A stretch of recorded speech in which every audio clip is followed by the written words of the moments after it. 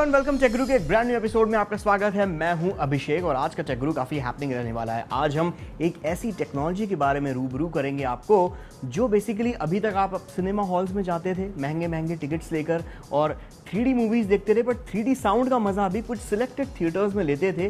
तो अब वो 3D साउंड का मज़ा अब आप अपने घर में ले सकते हो, अपने लिविंग रूम में। इसके अलावा इस हफ्ते दो नए स्मार्टफोन्स का हम रिव्यू करने वाले हैं, जो है माइक्रोमैक्स का कैनवस नाइट्रो और मोटो जी का 2014 एडिशन।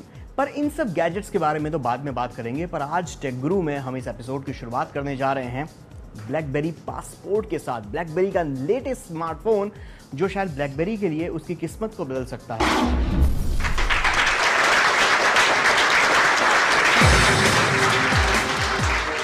ब्लैकबेरी अपना अब तक का सबसे अनोखा डिवाइस लेकर आया है जिसका नाम है ब्लैकबेरी पासपोर्ट। इसकी अनकन्वेंशनल स्क्वायरिश डिजाइन इसे स्मार्टफोन लीग में अनोखी जगह देती है। पासपोर्ट का यूएसपी इसका स्क्वायर डिस्प्ले और इसका 3 लेयर वाला कैपेसिटिव QWERTY कीपैड है। पर ब्लैकबेरी पासपोर्ट का QWERTY कीपैड बाकी ब्लैकबेरी फोन्स के कीपैड से थोड़ा अलग है।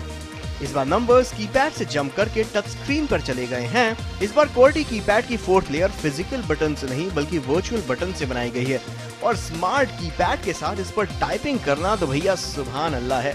जबरदस्त प्रोसेसिंग के लिए इसमें 2.26 गीगाहर्ट्ज का Snapdragon 801 quad core processor 3 GB RAM के साथ दिया गया है। ब्लैकबेरी पासपोर्ट चलता है अपने कस्टम ब्लैकबेरी 10.3 ऑपरेटिंग सिस्टम पे और आता है 32 GB इंटरनल मेमोरी के साथ, जिसे आप 128 GB तक माइक्रो SD कार्ड की मदद से एक्सपेंड कर सकते हैं। फोटोग्राफी के लिए इसमें 13 मेगापिक्सल का ऑटो फोकस प्राइमरी कैमरा दिया है जो आता है ऑप्टिकल इमेज स्टेबलाइजेशन और LED फ्लैश के साथ। ये camera full HD video record करने की भी क्षमता रखता है। सेल्फी खींचने के लिए इसमें 2 मेगापिक्सल का फ्रंट कैमरा दिया गया है जो 720p वीडियो रिकॉर्डिंग सपोर्ट करता है। कनेक्टिविटी के लिए इसमें वाईफाई, ब्लूटूथ 4.0, 3G, 4G और NFC जैसी फ्यूचरिस्टिक टेक्नोलॉजीज दी गई हैं। आईफोन के सीरी और एंड्रॉइड के गूगल नाउ और विंडोज के कॉर्टाना की तरह पासपोर्ट में आता है एक वॉइस असिस्टेंट जिसे ब्लैकबेरी असिस्टेंट के नाम से जानती है। वॉइस इनपुट्स की प्रोसेसिंग के लिए ब्लैकबेरी असिस्टेंट टाइम जरूर लेता है लेकिन सेटिस्फाइंग रिजल्ट्स भी देता है। ब्लैक और व्हाइट में मिलने वाले ब्लैकबेरी पासपोर्ट के दाम है लगभग 50,000 रुपए।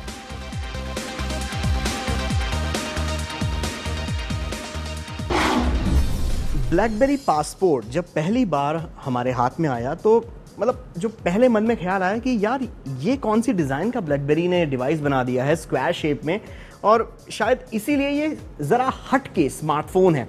और जो ज़रा हट के स्मार्टफोन होते हैं उन्हें रिव्यू करने के लिए ज़रा हट के लोगों से भी उनका रिव्यू मांगना चाहिए। आज टेक गुरु पर हमारे साथ ब्लैकबेरी पासपोर्ट को रिव्यू करने के लिए हैं firstpost.com के सीनियर एडिटर आइवर सॉन्स, जो बेसिकली अंदर की बात में बताता हूँ ब्लैकबेरी कंपनी को बहुत अच्छी तरीके से समझते हैं। इनफैक्ट इंटरप्राइज बिजनेस को काफ़ी उसके अच्छी तरीके से समझते हैं और एंटरप्राइज लेवल पर टेक्नोलॉजी किस तरीके से उनकी क्या नीड्स होती हैं आइवर बहुत अच्छी तरीके से समझते हैं। तो आइवर सबसे पहले बताइए, ब्लैकबेरी पासपोर्ट ये जो डिज़ाइन उन्होंने बनाई है दिखने में एकदम अलग लगती है, स्क्वायर शेप है। नॉर्मली अभी तक रेक्टेंगल शेप के कैंडी बार फोन्स की हमें आदत कैसे पड़ेगी, और ब्लैकबेरी के लिए तो बहुत ज़रूरी है इस फ़ोन का हिट होना। एक बात है कि ये एक स्पेसिफिक नीड के लिए बनाई गई है, इसलिए इसकी शेप ऐसी है। और एक और बात है कि आपने बोला सभी फ़ोन कैंडी बार शेप के होते हैं, ये एक्चुअली यूनिक शेप है, तो एक यूनिकनेस भी है इस फ़ोन पे। अगर आप आईफोन 6 को लोगे, अभी एक सैमसंग S5 के साथ रखोगे तो डिफरेंस बहुत कम है आजकल, एक्सपेशली शेप भी ऑलमोस्ट सेम है, लेकिन ये फ़ोन डिफरेंट है। इसकी स्क्वायर शेप की ये वजह है क्योंकि इसकी विड्थ जो है इस पे 60 कैरेक्टर बैठती है हर लाइन पे। अगर आप एक्सेल शीट देखते हो तो ये विड्थ और कोई फ़ोन पे नहीं मिलेगी। आईफोन पे 30 कैरेक्टर बैठते हैं हर लाइन पे, सैमसंग S5 पे और भी कम बैठते हैं। अगर आप पढ़ते हो इसमें पढ़ना तो बहुत अच्छी है। मैं तो समझता हूँ कि मेरे किंडल में यूज़ करना ही बंद कर दूंगा। इसलिए इस फ़ोन की विड्थ इतनी वाइड है क्योंकि ये स्पेसिफिकली एक बिजनेस पर्पस के लिए बनाई गई है। और आजकल बहुत कम फोनों में कीबोर्ड होता है, लेकिन ब्लैकबेरी की खासियत थी, ब्लैकबेरी इसकी कीबोर्ड के लिए जानी जाती थी काफ़ी सालों से। और आज भी बहुत लोग हैं जो कीबोर्ड पसंद करते हैं लेकिन उनके पास चॉइस नहीं होता, और मोस्टली ये लोग 30-35 साल की उम्र से ज़्यादा उम्र के जो बिजनेस पे काफ़ी सक्सेसफुल होते हैं, ऐसे लोगों के लिए है। और ये कीबोर्ड क्या करती है कि ये लेकिन सादा ब्लैकबेरी कीबोर्ड की तरह नहीं है। पहले की ब्लैकबेरी कीबोर्ड हार्डवेयर कीबोर्ड होती थी, आज फिर भी मार्केट में डिमांड है, क्योंकि आजकल आप पढ़ते बहुत है, वीडियोस देखते हो, मल्टीमीडिया भी कंज्यूम करते हो। तो ब्लैकबेरी ने क्या किया है कि दोनों मर्ज किया है। एक तो इस पे कीबोर्ड है, लेकिन ये नॉर्मल कीबोर्ड की तरह नहीं है, क्योंकि ये कैपेसिटिव कीबोर्ड है। इस पर अगर आप स्वाइप करते हो कीबोर्ड पर तो ये टच स्क्रीन की तरह चलता है, और इसकी बड़ी स्क्रीन भी है, 5 इंच स्क्रीन है, जिस पर आप जो भी पढ़ सकते हो। मैं तो समझता हूं कि पढ़ना, फॉर इंस्टेंस किंडल यूज करना तो मैं बंद करूंगा, मैं सिर्फ इस पे पढ़ूंगा, क्योंकि इसमें इतना अच्छा स्क्रीन है। वीडियोस भी कंज्यूम करता था और ब्राउजिंग तो ऑब्वियसली कर सकता हूं। आपने जो बात बोली उसके एक चीज से मैं पूरी तरीके से एग्री करूंगा, जो इसमें पढ़ने का एक्सपीरियंस है। बिकॉज जो स्क्वायर शेप की जो स्क्रीन है, इसके कारण से ना सिर्फ ज्यादा कैरेक्टर्स नजर आते हैं स्क्रीन के ऊपर, इसके अलावा पढ़ने में काफी आराम से दिखता है, बड़ा दिखता है। क्योंकि नॉर्मल जो रेक्टेंगुलर स्क्रीन्स होती हैं, फिर चाहे वो सैमसंग के फोन्स की हो या आईफोन्स की हो, उस पर एक बार में उतने कैरेक्टर्स नहीं दिखते, पर पढ़ने का एक्सपीरियंस इसमें बहुत अच्छा मिलता है। पर आइवर ने जो वीडियो वाली बात की, वीडियो के मामले में भैया ये स्क्वायर स्क्रीन जो है ना, ये मुझे तो मज़ा नहीं आया। क्योंकि नॉर्मली हमारे जो वीडियोस होते हैं वो 16:9 रेशियो में होते हैं, जो मोर और लेस रेक्टेंगल रहता है। बट यहाँ पे स्क्वायर शेप के कारण आपका जो स्क्रीन का रियल एस्टेट है ऊपर नीचे का, वो ब्लैक चला जाता है। और यहाँ पर कुछ पोर्ट्रेट और लैंडस्केप वाला तो है ही नहीं हिसाब किताब, क्योंकि चारों कोने एक जैसे हैं स्क्वायर शेप के कारण। तो वहाँ पर वीडियोस देखने के मामले में आपको क्या लगता है? बेसिकली मीडिया कंटेंट का तो इसमें बहुत ज़्यादा मज़ा आएगा नहीं। ये मल्टीमीडिया फोन नहीं है, लेकिन एक बात मैं कहना चाहता हूँ, इसकी जो स्पीकर है HTC One M8 से काफ़ी पावरफुल है। ये आज दुनिया में परहैप्स सबसे लाउडेस्ट और क्लियरेस्ट स्पीकर है स्मार्टफोन के लिए। लेकिन वो म्यूजिक सुनने के लिए सिर्फ नहीं, ये किसके लिए है? क्योंकि आप बिजनेस जब आप खोलते हो तो कॉन्फ्रेंसिंग करते हो, उसके लिए है वो। और प्लस म्यूजिक तो डेफिनेटली सुन सकते हो, जिम में भी सुन सकते हो, वो तो है ही, लेकिन इसका प्राइमरी पर्पस कॉन्फ्रेंसिंग के लिए। सेकेंडली, आपने स्क्वायर स्क्रीन के बारे में बोला। मेरे एक दोस्त है जो उनके नाम अभिषेक पुरी है, जो टाटा मेमोरियल हॉस्पिटल में सीनियर फेलो है, जो कैंसर रिसर्च करते हैं। वो कहते हैं कि जब एक्सरे देखते हैं या मेडिकल इमेजेस देखते हैं, ये स्क्रीन साइज परफेक्ट है। और ब्लैकबेरी ऐसे लोगों के लिए इसने ये लाया है। अगर आप एक्सेल शीट्स करते हो तो ये स्क्रीन परफेक्ट है उसके लिए। टॉप 3 चीज़ें अगर इस फ़ोन में आपको अच्छी लगी वो बताइए मुझे। पहली तो इसकी कीबोर्ड है, बहुत यूनिक है कीबोर्ड, ऐसे कोई फ़ोन है ही नहीं, ये इनोवेटिव है। सेकेंडली, इसकी स्क्रीन जब आप पहली बार देखते हो तो थोड़ा शॉकिंग है, लेकिन जब आप यूज़ करते हो, जब आप मैं इस पर पढ़ने लगाओ, जब मैंने ब्राउज करने लगाओ, तो मैं तो इससे फिदा हो गया हूँ। और इसकी सॉफ्टवेयर भी काफ़ी यूनिक है, ब्लैकबेरी ब्लेंडर 10.3 है, और इसकी स्पीकर फोन इतनी लाउड है, सिंपली अमेजिंग है। आइवर, इसमें इतनी ज़्यादा अच्छी बातें हैं, कोई कमी है? कमी तो इसी बात की है कि इसकी शेप अगेन यूनिक है। वो एक पॉजिटिव भी है, वो एक नेगेटिव भी है। मतलब क्योंकि अगर आप फोटो लोगे, ये तो एक्चुअली थोड़ा इतना इजी नहीं है लेना, राइट? फोन काफी बड़ी है, तो ये उसकी कमी भी है। ये उसकी इट डिपेंड्स कि आप इसे किस तरह से देखना चाहते हो।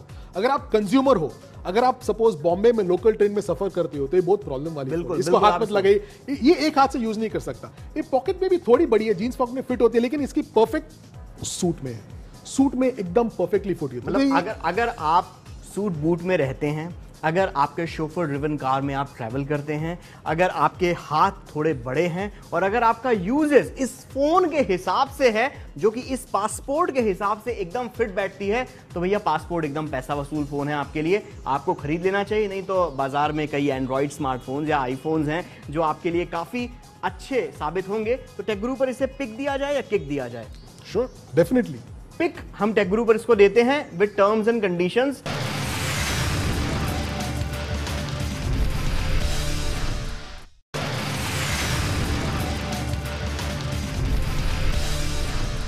अब बात करते हैं आम आदमी के फोन की। हम रिव्यू करने जा रहे हैं एक सस्ते, सुंदर और टिकाऊ स्मार्टफोन की। पर थोड़ा सा उससे पहले थोड़ा उसका इंट्रोडक्शन किया जाए अच्छे से उस फोन का। बेसिकली ये फोन कुछ महीनों पहले, इनफैक्ट लगभग पिछले साल के आसपास जब लॉन्च हुआ था, तो इसने सस्ते स्मार्टफोन्स की डेफिनेशन ही बदल डाली थी। इस फोन ने प्रूव कर दिया था कि सस्ते स्मार्टफोन में भी आपको अच्छे फीचर्स मिल सकते हैं, बढ़िया फीचर्स मिल सकते हैं। और जो पूरी इंडस्ट्री थी उसके पूरी काया पलट कर दी इस स्मार्टफोन ने। मैं बात कर रहा हूं मोटोरोला के मोटो जी की। और अब मोटोरोला मोटो जी का आ गया है लेटेस्ट एडिशन, जिसका नाम भी मोटो जी ही है। आप इसको कह सकते हैं 2014 एडिशन। तो इस 2014 एडिशन में 2013 एडिशन से क्या क्या नई चीजें आई हैं, आइए देखिए।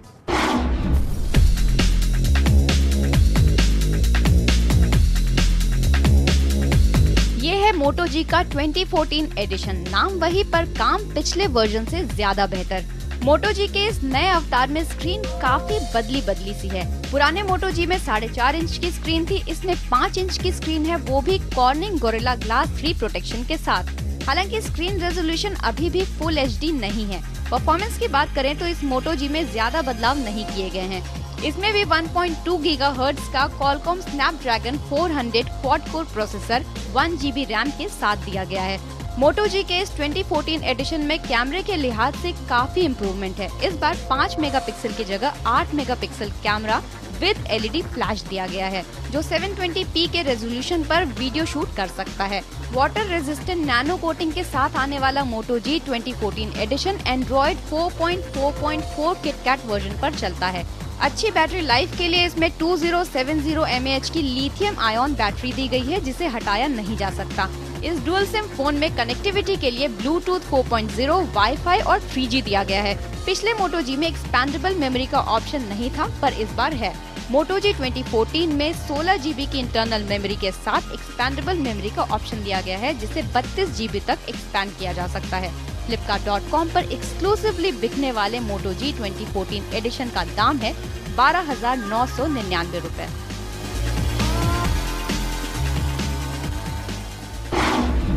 Moto G के इस 2014 एडिशन के लिए ना सिर्फ कंपटीशन टफ हो गई, पर इसके लिए Moto G काफी तैयारी के साथ भी आया है। तैयारी नंबर 1 बेसिकली इसके कैमरे के मामले में। पिछले Moto G में दिया गया था 5 मेगापिक्सल कैमरा, इसमें 8 मेगापिक्सल कैमरा है, जो काफ़ी अच्छा है, काफ़ी बेहतर है, उसकी क्वालिटी काफ़ी अच्छी है। हालांकि एक ही फ्रेम में अगर कई तरीके की ढेर तरीके की लाइट्स आ रही हो तो थोड़ा गच्चा खा जाता है, पर ओवरऑल काफ़ी अच्छा इसका कैमरा है। इसको एक डिसेंट कैमरा फ़ोन माना जा सकता है। इसके अलावा इसमें एक और चीज़ थी जिसके कारण से Moto G का पहला वर्जन ने बहुत गालियाँ खाई थी कंज्यूमर से, कि उसमें एक्सपेंडेबल स्टोरेज का ऑप्शन ही नहीं था। अब यहाँ पर इसमें एक्सपेंडेबल स्टोरेज का ऑप्शन दिया है। इंटरनल स्टोरेज तो है, पर एक्सपेंड उसे आप कर सकते हैं 32 GB तक, तो ये काफ़ी अच्छा ऑप्शन है। इसके अलावा स्क्रीन काफ़ी अच्छी इसमें दी गई है। जो पूरी डिज़ाइन है ओवरऑल Moto G जैसी ही है, वैसे ही बैक पैनल भी उसी तरीके से दिया गया है, वैसा ही फील आता है, हाथ से फिसलता नहीं है, थोड़ा स्लिम ज़रूर हो गया है। और एक जो अच्छा इंप्रूवमेंट इस बार के Moto G के 2014 एडिशन में किया गया है वो ये है जनाब, फ्रंट स्टीरियो स्पीकर्स। मतलब पीछे स्पीकर नहीं है, साइड में स्पीकर नहीं है, फ्रंट में दिए गए हैं, जिसकी मदद से आप जब वीडियोस देखते हैं या फिर गेमिंग करते हैं तो जो एक्सपीरियंस आता है ना भैया, सुभान अल्लाह, एकदम उस टाइप का आता है, मतलब दिल खुश हो जाता है। तो टेकगुरु पर Moto G को मैं देता हूं पिक। Moto G पिछला वाला भी पिक था, ये वाला भी पिक है। अब देखते हैं Moto G का असली कॉम्पिटिटर, जो बेसिकली अपनी नींद से जाग उठा है, वो है माइक्रोमैक्स का कैनवस नाइट्रो।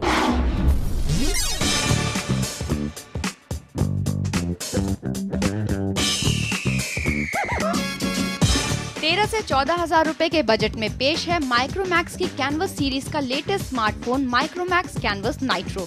माइक्रोमैक्स ने कैनवस नाइट्रो को खास तौर से इस प्राइस सेगमेंट में तेजी से बढ़ते कंपटीशन को ध्यान में रखकर डिजाइन किया है। फिर चाहे वो Moto G का लेटेस्ट एडिशन हो या अपनी फ्लैश सेल्स के कारण हाइप में रहने वाले Xiaomi फोन्स। और कैनवस नाइट्रो की स्पेक शीट देखकर तो लगता है कि माइक्रोमैक्स इसमें काफी हद तक कामयाब भी हुआ है। ऑन पेपर कैनवस नाइट्रो काफी इम्प्रेसिव लगता है। इस डुअल सिम फोन को हाथ में लेते ही आपको सैमसंग के फॉल लेदर बैक पैनल वाले फ्लैगशिप डिवाइसेस याद आते हैं। इस कारण से कैनवस नाइट्रो पहली नजर में तो खासा महंगा फोन लगता है। लुक्स के अलावा माइक्रोमैक्स ने परफॉर्मेंस वाइज भी इसको कंपटीशन से एट पार रखा है। जैसे इसमें 5 इंच का 720p के रेजोल्यूशन वाला IPS HD डिस्प्ले दिया गया है, जो फुल HD तो नहीं है पर पिक्चर क्लैरिटी बुरी नहीं है। तेज प्रोसेसिंग के लिए इसमें 1.7 गीगाहर्ट्ज का MediaTek 6592 ऑक्टा कोर प्रोसेसर दिया गया है, जिसे कॉम्प्लीमेंट करती है इसमें दी गई 2 GB रैम। 8 GB के इंटरनल मेमोरी दी गई है, जिसे 32 GB तक एक्सपैंड किया जा सकता है। फोटोग्राफी के लिए 13 मेगापिक्सल कैमरा है LED फ्लैश के साथ, जिससे फुल HD वीडियो रिकॉर्डिंग भी की जा सकती है। सेल्फीज और वीडियो कॉलिंग के लिए फ्रंट फेसिंग 5 मेगापिक्सल का कैमरा दिया गया है। कनेक्टिविटी के लिए 3G, वाईफाई, ब्लूटूथ जैसे ऑप्शन दिए गए हैं। 2500 mAh बैटरी के साथ माइक्रोमैक्स इससे 10 घंटे के टॉक टाइम का दावा करता है। माइक्रोमैक्स कैनवस नाइट्रो का दाम है 12,990 रुपए।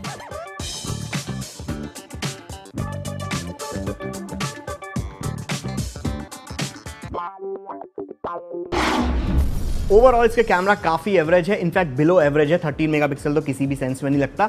बॉटम लाइन ये है, अगर आपको एक ऐसा फ़ोन चाहिए जिसकी परफॉर्मेंस एकदम तगड़ी हो, अच्छे से चले, गेमिंग शेमिंग अच्छे से कर ले, मल्टीटास्किंग अच्छे से कर ले, तो कैनवस नाइट्रो 12,000 रुपये के प्राइस पॉइंट में, 12-13 हज़ार रुपये के प्राइस पॉइंट में एकदम परफेक्ट फ़ोन है, आप इसे ले सकते हैं। पर अगर आप चाहते हैं कि अच्छी परफॉर्मेंस वाला फ़ोन तो हो पर साथ में अच्छा कैमरा भी हो, तो भैया इसकी तरफ देखिएगा भी नहीं, इसको बिल्कुल इग्नोर कर दीजिएगा, क्योंकि इससे सिर्फ 9 रुपये ज़्यादा, सिर्फ 9 रुपये ज़्यादा आपको मोटो जी मिल जाएगा। आप उसे खरीद लीजिए, आपकी लाइफ एकदम सेट हो जाएगी। भैया इसी नोट पर टेक गुरु पर लेते हैं एक छोटा सा ब्रेक।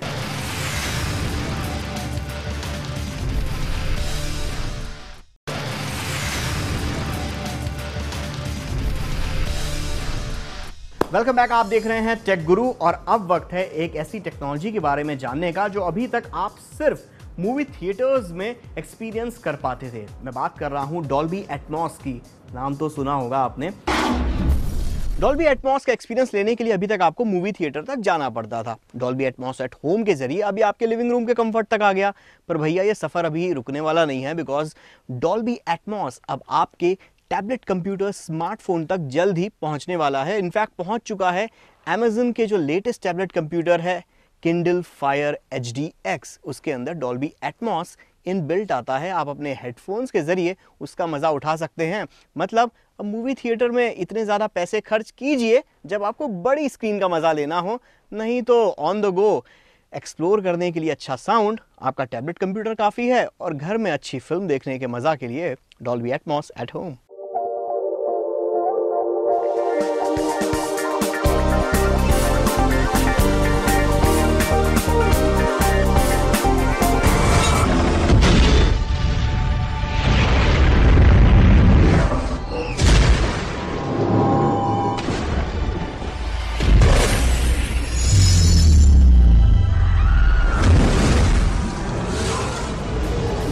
और अब साउंड का यही रियलिस्टिक एक्सपीरियंस आप अपने घर में महसूस कर सकते हैं। डॉल्बी की पूरी रिसर्च एंड डेवलपमेंट टीम ने सिनेमा साउंड को होम एनवायरनमेंट में ढालने में काफी मेहनत की है, क्योंकि आपके लिविंग रूम और सिनेमा थिएटर्स के पूरे सेटअप में जमीन आसमान का अंतर होता है। सिनेमा थिएटर्स को खास तौर पर बेहतरीन ऑडियो के लिए डिजाइन किया जाता है, पर आपका घर रहने के लिए होता है, फिल्म देखने के लिए नहीं। इसीलिए डॉल्बी के इंजीनियर्स को ये कमी पूरी करने के लिए काफी मेहनत करनी पड़ी। वैसे तो डॉल्बी एटमॉस 64 स्पीकर्स के साथ भी कंपैटिबल है, पर आप डॉल्बी एटमॉस को अपने घर में अपनी सहूलियत के हिसाब से कई तरह के कॉम्बिनेशंस में इंस्टॉल कर सकते हैं।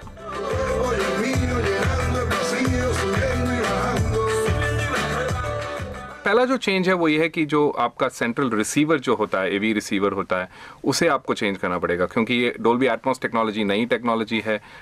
इसमें हाइट का एक्सपीरियंस होता है, ऑब्जेक्ट्स टेक्नोलॉजी यूज़ होती है। तो इसका जो एक्सपीरियंस अगर आप लेना चाहते हैं तो एवी रिसीवर चेंज करना पड़ता है। तो दैट्स द फर्स्ट चेंज। इसके अलावा ब्लूरे प्लेयर जो है, जो कनेक्ट होती है एवी रिसीवर के साथ, चूँकि ब्लूरे के ज़रिए ये एक्सपीरियंस पहली दफ़ा घर में आएगी, इसलिए जो ब्लूरे प्लेयर है वो कंपैटिबल होना चाहिए। तो एज लॉन्ग एज HDMI 1.4 या उससे ऊपर स्पेक के HDMI इंटरफेस है, तो वो ब्लूरे प्लेयर जो है वो चल जाएगा, नहीं तो फिर वो ब्लूरे प्लेयर को चेंज करना पड़ेगा। और फिर जो स्पीकर्स हैं उसमें हाइट एक्सपीरियंस के लिए सीलिंग में स्पीकर्स लगाने पड़ेंगे, या तो फिर जो एग्जिस्टिंग स्पीकर्स हैं उसमें हाइट मॉड्यूल्स जोड़ने पड़ेंगे। बाजार में इस फेस्टिवल सीजन में यामाहा, डेनॉन, ऑनक्यो जैसी ढेरों कंपनियां डॉल्बी एटमॉस से कंपैटिबल डिवाइसेस बाजार में उतारेंगी, जिनकी कीमत 50,000 रुपए से 1.5 लाख रुपए के बीच होने की उम्मीद है। डॉल्बी एटमॉस के ऑसम साउंड को एक्सपीरियंस करने के लिए अभी तक आपको कुछ सिलेक्टेड मूवी थिएटर्स तक जाना पड़ता था, पर डॉल्बी एटमॉस एट होम के जरिए अब आपके लिविंग रूम में आ गया। पर ये सफ़र अभी भैया थमने वाला नहीं है, बिकॉज डॉल्बी एटमॉस अब जल्द ही आपके स्मार्टफोन्स और टैबलेट कंप्यूटर्स तक भी पहुंचने वाला है। इनफैक्ट Amazon के जो लेटेस्ट टैबलेट कंप्यूटर है Kindle Fire HD-X, उसके अंदर डॉल्बी एटमॉस इनबिल्ट है। मतलब अपने हेडफोन्स के जरिए ऑसम मूवीज़ का मज़ा ऑन द गो ले सकते हैं। तो भैया ये तो बहुत ही बढ़िया चीज़ होने वाली है अगर आप मूवीज़ देखने के शौकीन हैं तो। टेक गुरु में अब वक्त हो गया है टाटा अलविदा गुड बाय कहने का। टेक गुरु के इस हफ्ते के एपिसोड में बस इतना ही। आप हमें फॉलो कर सकते हैं ट्विटर, फेसबुक, इंस्टाग्राम, यूट्यूब के ऊपर। और बाय द वे, पिछले हफ्ते हमने टेक दरबार को शो में दिखाया था, हम जल्दी कोशिश कर रहे हैं कि टेक दरबार दोबारा से YouTube एक्सक्लूसिव लेकर आएं। इसके साथ ही मैं अपनी टीम के साथ काफ़ी मीटिंग्स कर रहा हूं, जिसकी मदद से हो सकता है आने वाले दिनों में आपको कुछ और YouTube एक्सक्लूसिव चीज़ें YouTube पर देखने को मिले। तो हमें फॉलो, लाइक, सब्सक्राइब करते रहिए। अगले हफ्ते फिर मिलेंगे, तब तक के लिए स्टे कनेक्टेड।